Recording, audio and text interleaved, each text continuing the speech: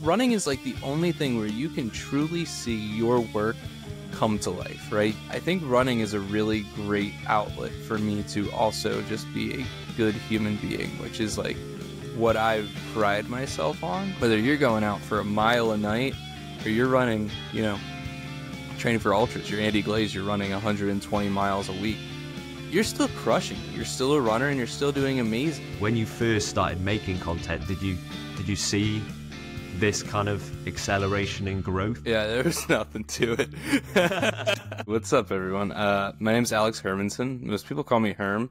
And I'm a big dude who runs a lot. Outside of that, I'm a Scorpio. I like to drink coffee in the morning, and I'm a pretty chill dude, I like to think. So, yeah, I think that those are the things that make me more interesting. And then on the side, it's just the running stuff.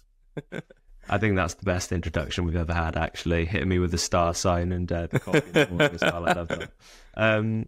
Let's jump straight into that big dude who runs a lot. Where did the runs a lot part of that come from? Like, when did that start? When did that first enter your life?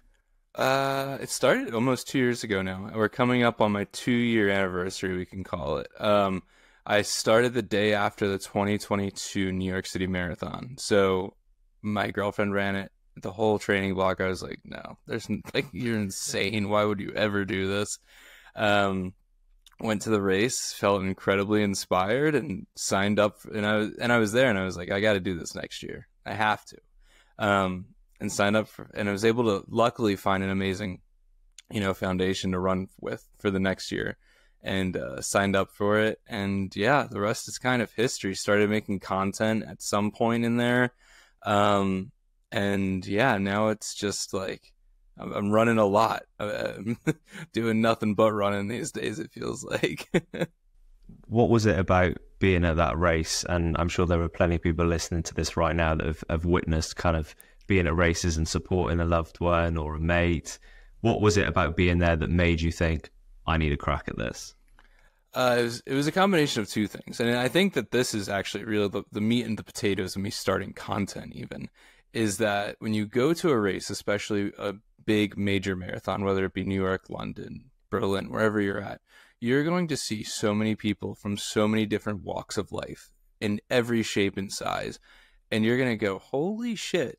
Or, sorry, I don't know if I'm allowed to say that on here. You can say that. You can say that. You'll go, holy shit. I do not feel, weird amongst this group. I don't feel different. I don't feel like I couldn't accomplish this. I think so many of us going to watch a marathon and thinking, oh, everybody, is this tiny little skinny, perfect runner that goes out and nails like a sub-4, sub-3 marathon.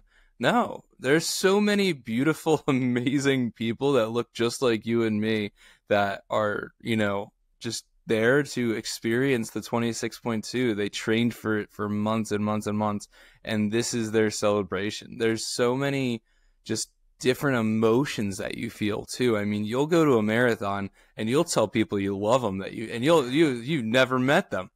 They could run by and you'll be like, I'm in love with you. I hope you know that. And it's not romantic love. It's, that feeling just of like, I have this amount of proud, like, I'm just so damn proud of you. Like, I love you. Keep going. And once you experience that for the first time, it makes you not want to just run it, but like run it and support it and be there every single year to help more people get to that finish line. Because when you post yourself up on Fifth Avenue at the back end of the New York City Marathon and people are struggling through miles 24, 25, and it's all uphill, there's nothing more than that little bit of encouragement that you can give them to just send them on their way. And that's really what I became addicted to, is that feeling. And then I was like, okay, well, I don't want to just, talk the talk. I also got to try and walk the walk. So then I started running. And honestly, it's, a lot of people in my life call me a phase person. I'm not one to ever try something and just like dip my toe in the water. It's something that I have to consume my entire life and become the best that I can possibly be at it. So that's what running is for me right now, I guess. But also this one's kind of clicked in the way that nothing ever has before. It's a addiction, but like a healthy one. Yeah, that's an interesting way of putting it, because there were a couple of things you said there that I want to pick up on. The first being the phase person, and the second being it almost, as you speak about it, sounds like a moment of self-discovery that day at the New York City Marathon. It almost feels like that's kind of where you needed to be at that specific time to kind of discover this part of your life. Do you think this is going to stick around? Oh, I know it is. Yeah, yeah. It's definitely going to stick around. And I think you're so right. I think there was moments that day where I was sitting there and I'm like, by golly, this is right. This is where I need to be right now. And there have been times like that during races that have happened since then. And it's been like people have passed me and been like, dude, all I needed right now was to see you. Like I just needed some encouragement, someone to push me. And it's like, dude, this is why we do this. This is how you spread love and care for people, right? Like, this is genuine. This is real. And so, like, I think that there's many moments like that. And it's kind of like, you don't get those moments playing golf, being drunk with your buddies and smoking cigs. Like, as fun as that is and how awesome as it is to do that every single day for a while, it catches up to you really quick. It doesn't have as much purpose. Something about this running thing has brought me, I think running is a really great outlet for me to also just be a good human being, which is like what I pride myself on. You know, I think that is like first and foremost the most important part of any content I put out, right? Like I put out humorous stuff, I put out stuff that's motivational, but I think at the back end of the day, as long as, you know, people are feeling like you support them and care about them, and, you know, that's the meaning that's coming through, and you're genuine about it, that's kind of the whole purpose of this whole thing. So running has just become like the driver for that. And it's such a, like, you talk about the community involved in it as well, and it is such an amazing community. And kind of as you're speaking there, I'm thinking back to moments not only at the end of races but in races where you meet people or you see people on the course that you might know, or there's a relationship built with somebody that you would have never met before if you weren't on that course. And I think that's one of the hugely special things about it, isn't it? That there is that shared experience, that in some way shared suffering, which I don't think you get with anything else. Yeah, isn't that the truth? Yeah, no, I mean, I spent probably 8 miles of New York City with a guy named Sammy, and we became incredibly close. He just wanted to run with me because he knew that I would eat random food during the race, and he was like, dude, this is too funny, I have to stick with you. And we met another kid named Oscar at the same time, and we kind of formed a trio, and we ran for a while together. And then I met, you know, once we kind of bounced off, I met a couple other people on the Queensboro Bridge as we started suffering, and one of them happened to be my new really good friend Riley. And it's like, you know, you don't think that you're going to enter one of these races and make friends that day, right? You're not there to make friends necessarily, but that's what happens. You were all in the worst, hardest part of this race, and you just needed something to pick you up. And, you know, that's the beauty of this thing. I think that can't be, you can't really replicate that doing other things, right? It's like, you want to go, I don't know, play hockey. Sure, you can play hockey and become friends with someone on the ice for a little bit, but you're not suffering like you are here. You still, you know, go to the locker room, take the pads off, and drive home. After a marathon, you're probably not taking off anything and probably not driving home because you'll cramp up. So it's like, you know, we're in this together. Let's figure it out. What was it like for you from being behind the barrier as a spectator then to being kind of in front of the barrier and experiencing it? Did it live up to everything that you thought it was going to live up to in New York? Yeah, and more. I mean, you experience every emotion possible during that race, right? You start off at such a high. It's an emotional day. All the like emotions in the world, plus you're going up the Verrazano Bridge, and it's just like, boom, we're getting going. And then next thing you know, you're like 8 miles in, you're like, oh shoot, there's still another, you know, 18 miles left of this thing. And the other people who've done it made it look so much easier. And then the crowds start, you know, convulging on you in Brooklyn, where like people are patting you on the back and it feels a little bit claustrophobic, and you're like, oh, this is why we do it again. And it's just this roller coaster of like ups and downs all the way through.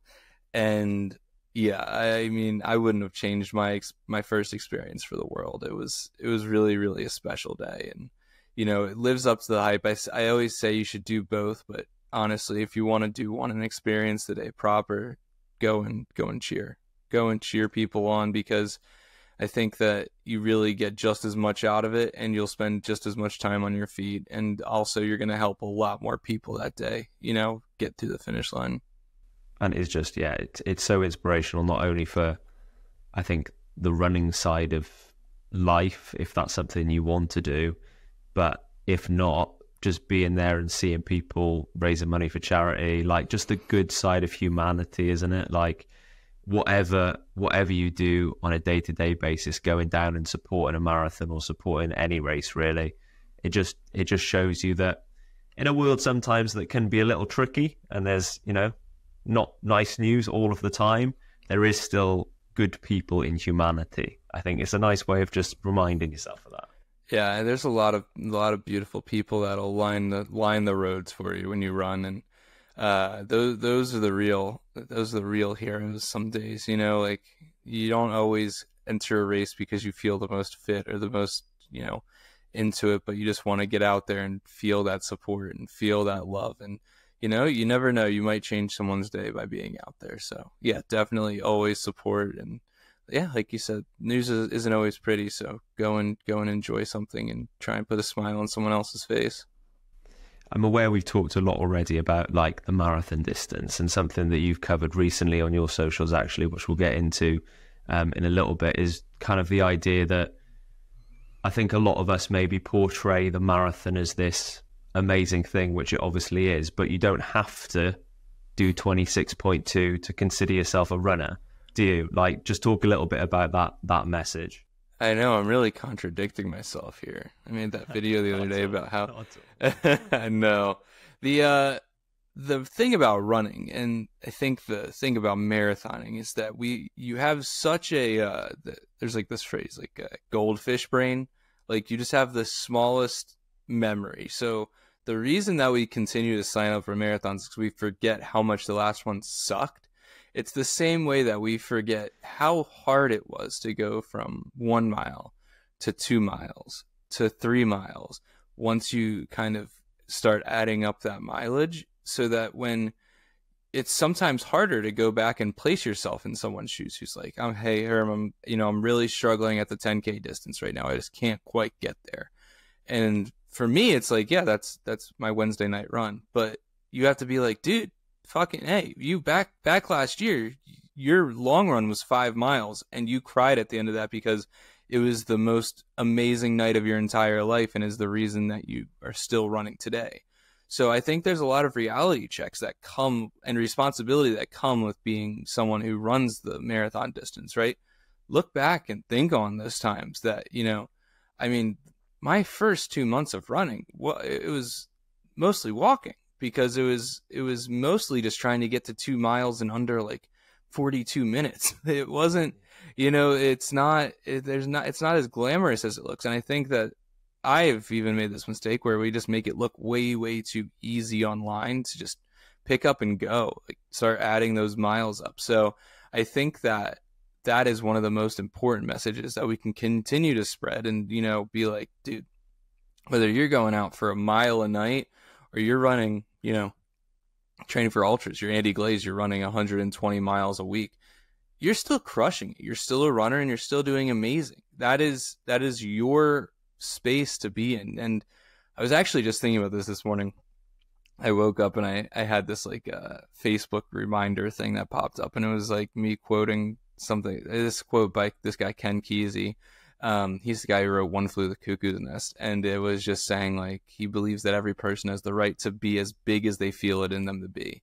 And I think that is something that gets lost on so many runners, right? Like, so many people are so, blinders on to race day, run as fast as you can in the best shape that you can be. But it's like, dude, if you want to be as big as you can be, go run that race backwards and like oink like a pig the whole time. If that's what it's in you to be, that, then do that, you know? And I think that that has been the message that gets lost once we're like, oh, the marathon is this distance that equates you to being a real runner. No, because you can be the best 5K supporter in your local town 5K in the world, and you're just as much of a runner as someone who's done all 6 world majors. You might even have a bigger impact because you're at your park run every week, you know, cheering people on, running the 5K, doing it. And hey, it might take you 47 minutes, but guess what? You had the most fun out there. You were as big as you felt it in you to be that week, and you crushed it. And everybody that was around you smiled because they saw you having a great time. So I think that is really like the hole that we've sometimes will dig ourselves, where it's like, oh, this marathon distance, that's what equates to it. Or even even the half marathon, that's what, you know, we are equating to be a real runner. But it's like, no, that's just not it. You're a runner as long as you're putting on those shoes. So that's the message that we're that I think we need to work on. And myself as even, it's like, I think it's so easy to just get caught up in these distances, when at the end of the day, there's plenty of people consuming our content who love going out for 1-2 miles 3 times a week, and that's just fine for them, and that's as big as they feel it in them to be that week. I absolutely love that quote, and I think that sums it up so well. And actually, myself just kind of putting that on me, because obviously people listening to this now are going to be thinking about, like, how big do they want to be right now? Like, what do they want to be doing? And I've had this period where I kind of raced a lot, and then I was like, I kind of fallen out of love with racing a little bit. So I was like, I just want to, my big for that time was, you know, I just want to train.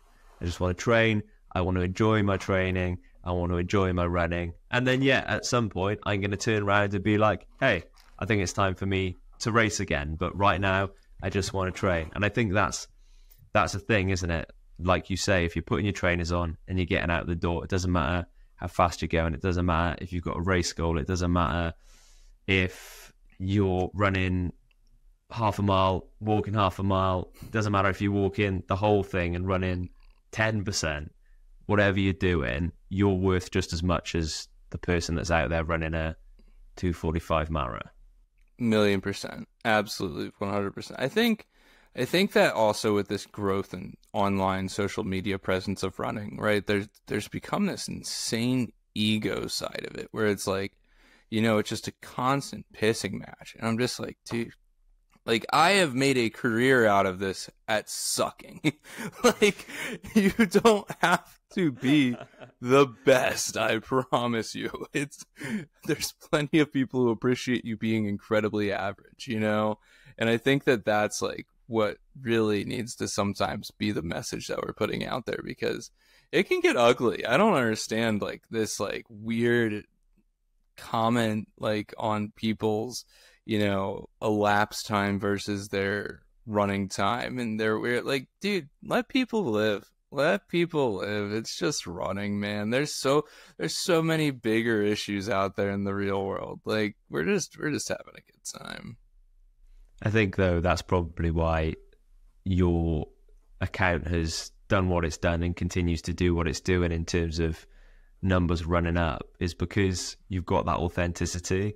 Like, you are an incredibly authentic person, and you just put across the truth. You're not putting on a brand new, every real manicured pair of Alpha Flies, and, like, you know, a brand new pair of shorts that are all perfect. And, you know, you're not that person. You're a person that's showing what it is actually like, which is, I think, why people are connecting with you. When you first started making content, did you see this kind of acceleration in growth, or was there any goal, or was it just like, I'm going to put this out because this is kind of helping me? Yeah, there was nothing to it.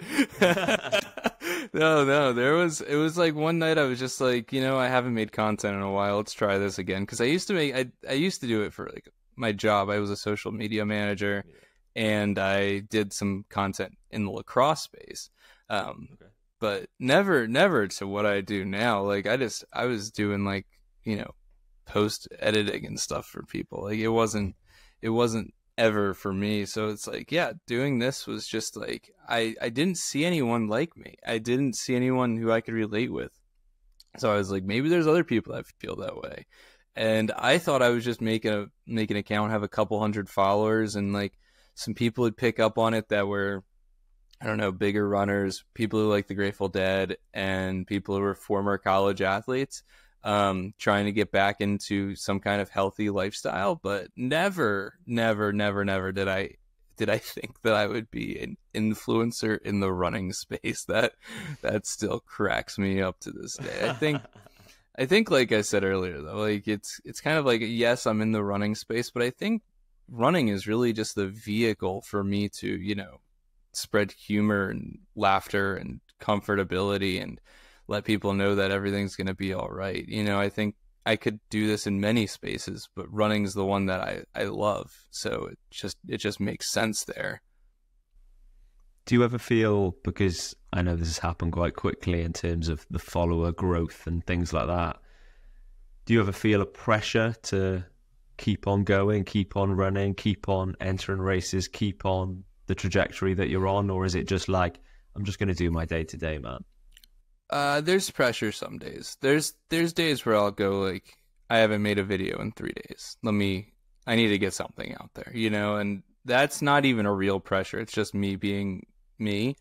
So then you'll see something, you know, it's so funny. The videos that I really am like, I could make this in 4 seconds and just post it, are the ones that perform the best. So like the one that I did the other night about like people not showing up to like a real running club with people in relationships, like that video I literally made, shot, edited, and posted in 12 minutes or less. Does very well. As opposed to the one that I curate about, you know, mental health awareness and the importance of understanding the people around you, that, you know, kind of falls off. But no, I think that those are the videos, you know, they do well because I didn't care about them, because it was the pressure that like, okay, let's just get a video out there, you know. Don't overthink it, just put out some, because I think that's so much of it too. Like once you start overthinking this stuff, you're screwed. You're burying yourself in, you know, overthinking and complicated real thoughts and the algorithm and stuff like that. It's not that serious. Just go post some stuff. So yeah, there's a pressure to post. I've never felt, I sometimes I have this dilemma with myself where I'm like, is it a pressure to run these races, or do I truly want to run them? 9 times out of 10, it's like, I want to go, and I want to get 5 of the 6 stars. I don't know about Boston yet. I'll figure that out one day. But like, I want to go run Berlin. I want to go be in Berlin. I want to go experience Berlin. And then I want to go run Chicago. I want to be in Chicago. I want to meet people in Chicago. I think if I could do one thing for the rest of my life, it would just be meeting people and having conversations and learning about them. I think that that's one of the greatest things we can do in life. That it's better than any education you can pay for in college. Just go travel and meet people and talk to people, because you'll learn so much more. And I think that that is why I'm so attracted to doing so many of these races, because it's that opportunity where so many people are coming together that I can do something like host a shakeout run or host a group event where I do get to meet people and face-to-face interaction and, you know, communicate. So there's the pressure to obviously show up because, you know, the video is going to perform well, but also there's the pressure that's like, dude, you love this, like go do it. Like put some pressure on yourself, you know. And so there's never too much pressure to do anything, but sometimes I self-inflict it, that's for sure. So that's the roundabout answer to get to yes, maybe a little bit. I think it's that constant debate of intrinsic and extrinsic kind of pressure / motivation. And it's, I think, just really important to check in with yourself from time to time, isn't it? And just be like, am I still doing this because I enjoy it? Or am I doing this because I feel like I have to do this? Because at the end of the day, if you know, at the bottom of your heart, you're only doing it to move another part of your life forward rather than actually doing it to enjoy it, it's kind of like, should I really be doing this? So it's just like checking in with yourself from time to time, isn't it? Yeah, the day that you catch me going on a podcast like this and every word that I give you is scripted, is the day that you should be like, Herm, check out, dude. Like you need to go and, figure it out, go back to your roots and do it. I mean, I think that so much, the beautiful and the horrible thing about the running space, right, is how small it is. You can see anybody, you can see everybody pretty quickly, but then also, like, because of that, you're also seeing the same people very, very frequently. And I think it's been very apparent, for me at least, like, people who've blown up and done really well, but like, you notice, like, okay, they've blown up and now they're kind of out of ideas, or like they figured out their thing and they stuck to it. And I think that for me, the new pressure is like keeping it interesting, right? Like keeping it authentic, keeping it real, and keeping it different, because you can't be a one trick pony when the same people are consuming, your content day in, day out. So that's my pressure. I think that that's where I want to be, because at the end of the day, I like being creative. That's the most fun part about this, right? It's the same like reason people go and do stand-up comedy. There is nothing better than cracking a joke and having a room full of people laugh. It warms your heart. So like that, if that's what we're achieving through content, then that's the goal. So I'm gonna keep trying to do that at least. And I think, man, like I've said before, it's the authenticity for you that I think sells it for so many people, and I don't think that's ever going to change. Just speaking to you for 25 minutes, like I can promise you right now, not a single word of this is scripted, so you're all good to carry on for a bit. I woke up 27 minutes ago, actually. So like, I think if you're just sticking to kind of what got you to this place and always just checking in with yourself and reminding yourself of why you're here, then there's no reason this doesn't keep going. This train keeps rolling, right? Which I think is hugely exciting. And talking about the train keeping on rolling, what is next for you? What have you got in the diary? Because I know there are a couple of marathons incoming. Yeah, we got a couple. We got Berlin and Chicago coming up. So Berlin, we have 23 days. That's crazy. And then we got Chicago 13 days after that. So, but part of it, so this is really cool the way we have it set up. I'm running both races with Abbott, the presenting sponsor. Berlin is my race that I'm trying to go for a big PR. I have talked about it very little, but I'm trying to go for a big PR. I want sub 445, 444, 40, 59. That'll make me like I'll be so stoked on that. Anything under 5, I'll be so stoked on. But then Chicago, I get to give back. I'm actually running Chicago with someone who's a fan of mine, and we're going to go, and it's their first ever marathon, and we're going to do it together. And I'm inviting anybody who wants to run. I think we're going to end up somewhere between 6:15, 6:30, and anybody who wants to join in on that crew, we can all kumbaya and make our way through 26.2. But that as much fun as going for a PR is, and knowing how sore I'll be the next day, I'm so much more stoked on getting to run with people who, I get to work with you through your first marathon. And like, it's crazy. It is insane that it's only been 2 years, because it's like now after Chicago, I will be 6 marathons deep, and, still love the distance, still respect the distance, which I think is very easy to lose. And then also what's next for this? Should I just start running marathons with people all the time, because that gets me most excited?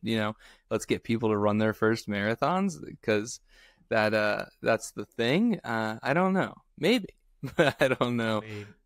To see that smile pop on your face then, like for anybody that is not watching this and just listening, Herm's smile went bang as soon as he mentioned about running with somebody. And yeah, it was, you're obviously incredibly passionate about sharing that moment. And I think sometimes that feels even better. And I don't know what that is. It's something we've touched on before on the podcast. It's like that feeling of helping somebody else achieve something that I think it's because you understand the feeling that they're feeling at that time.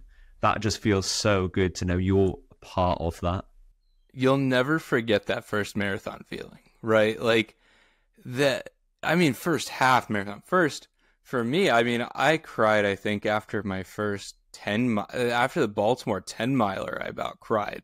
So it's like because you just work. The running is like the only thing where you can truly see your work come to life, right? You go from 5 miles to 10 miles to 15 miles to 20 to 26.2.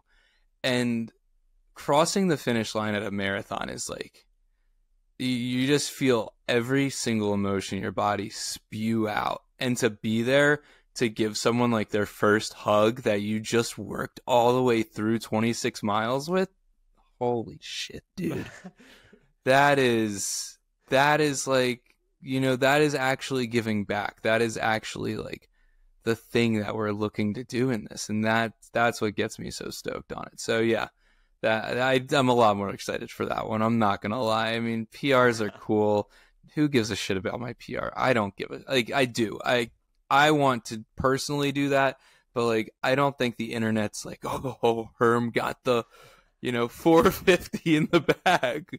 I don't think that's what really matters. But like, we can go and have a hell of a day and support each other, and get someone across the finish line for their first race, and that is what means the world to me. You got hairs standing up on my arms here. Dude, it's beautiful. This conversation, I'm going to get on Skyscanner and book a flight to Chicago.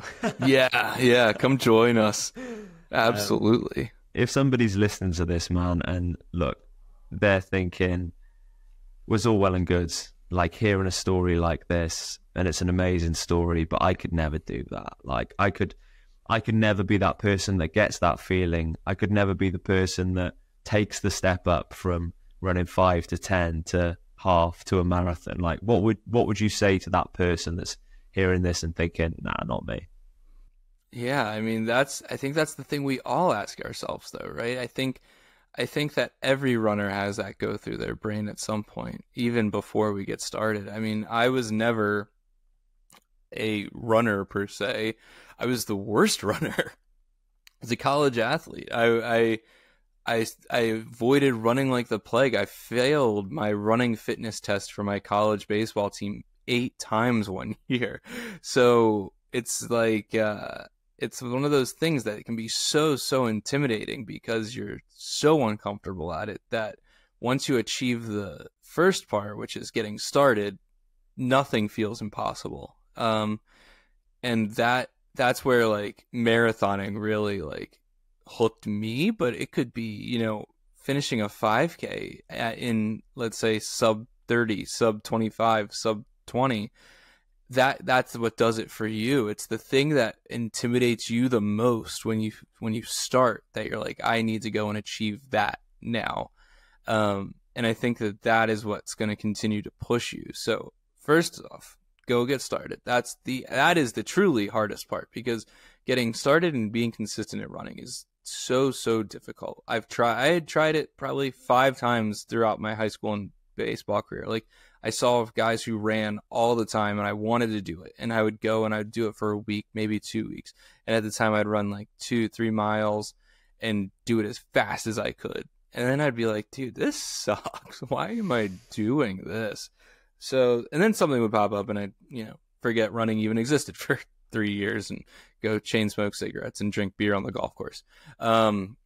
So it's like, these things in life that are challenging and tough and scary, those are the things that are going to also excite you. So when thinking about running, think about the thing that scares you the freaking most, whether it's, my buddy who's getting back into running, who was a cross country runner in high school, who wants to break his high school PR, or me, who I just want to see how far my body can go. So like that's the thing that gets me most excited. The scariest thing ever for me when I started was marathons, but now the scariest thing for me is running Cocodona 250. That's a 250-mile race. I want to go and do that in the next few years, because I want to know what limit can I push myself to before I just fall over. It doesn't matter how fast or slow it's done. I just want to know how long can I stay upright. And I think that's like kind of, it's an evolving thing once you get started. So get started, figure out the thing that scares you. Keep going. I feel like genuinely I could talk to you for about 24 hours and just repeat. Let's do it. Days a week. However, we've all got things to do. I know you're a busy man, so I wanna finish with this. Like, you've just mentioned Cocodona there.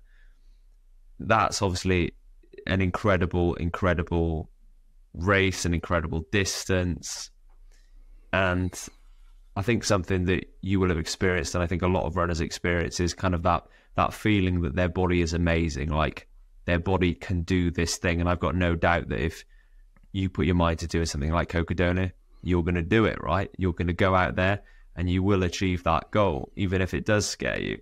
Do you feel that? Do you feel like now you're doing what you're doing, you've got that vibe of like, my body's amazing, this is incredible that I can carry myself and do these amazing things? Yeah, I think that's like such a good mental health exercise too. It's like, I can look in the mirror, people can, drop hate comments on my thing, whatever. This dude doesn't give a shit about himself. This dude hates himself for the way he eats, whatever. Dude, at the end of the day, I can go cover like probably 50 miles tomorrow if you want me to. I can go and do this amazing body that, although you think I treat like shit, is actually able to handle a lot and take me to a lot of amazing places. So I think that's the thing that we get so caught up in, how we look, how we compare to social media or the things that we're seeing online. And it really just rears its ugly head, and it's so heartbreaking to hear people just, hey, I don't feel like a runner, I don't look like a runner. Dude, you're a runner. We all come in different shapes and sizes. Not every pizza is a size small. I like the large pizza myself, and that's perfectly okay. And I think that it's so easy to fall into that little trap, but at the end of the day, your body's still carrying you that far. I mean, dude, I would say probably running 26.2 miles in a 250-pound body is not the easiest thing in the world. So if you can do it, the body's pretty damn strong. It's getting you pretty far and holding you upwards. So yeah, I think that that's super important to check in with yourself and just be like, hey, you're doing something really cool, and your body's really, really strong right now. And keep doing that, and also maybe integrate some greens here and there. I can work on that. There's no doubt about it. I like broccoli, but I'm working on asparagus right now. So it's like it's the little things. And I think that's also kind of, you were just asking about people getting into running. A lot of people try and integrate running into their lives for two reasons. One, to live a healthier lifestyle, which usually comes with also changing a diet. To losing weight, which also traditionally comes with changing a lifestyle and trying to change a diet. Don't do it all at once. If that is the purpose and meaning and reason that you want to get into running at the moment, don't change it all at once. For the first time in my entire running journey, it's 2 years later now, I am now actually focusing on diet, believe it or not. So I joke about it, but I actually, for the last month or so, have been working on my diet and working on eating a little bit better. I've dropped a few lbs even, and yeah, it's one of those things that it's like, if I had started this thing and been like, I'm gonna go strict on the diet, strict at running, I would have quit after week 1 and been right back to where I started. So don't do it all at once. Integrate it slowly at a comfortable place where, like, I know now I can run 50 miles a week and eat 90% of my meals in a fairly healthy way, and that feels really, really good. And I'm in a good place with it now, because mentally that can also be really taxing.